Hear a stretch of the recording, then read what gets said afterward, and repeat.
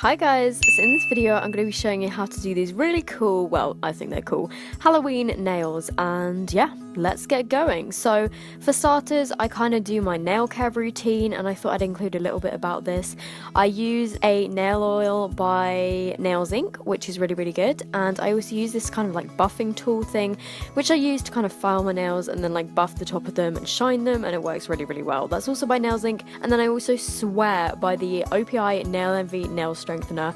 I put this on every time before I paint my nails as a base coat, and it literally is the best nail strengthener ever. So for the first part, you will need an orange nail varnish, a kind of shiny orange nail varnish, which you don't really need, but it just adds a nice touch, and a white nail varnish. These are all from Primark, super cheap, and you want to paint your kind of most of your fingers with the orange nail varnish, and I did 2 coats, and then on my middle finger I used the white, so I did 2 coats of each colour.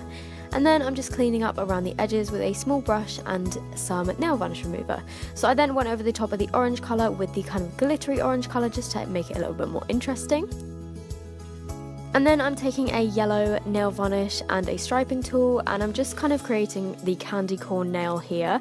So I just literally drew a line across and then filled in the top half of my nail yellow. And these striping tools you can get for really cheap on eBay. And then for the second stripe, I'm just filling it with the same Primark orange nail varnish and doing the exact same thing, just making sure that it's all kind of nice and straight and even as best that I can. So then I'm taking a green nail varnish. This is by Bourjois, and I didn't film most of this because it was really difficult, but I basically just created some little kind of like spikes around the top half of my nail to create the little like pumpkin sort of hair, even though it's not hair, like vegetation I guess.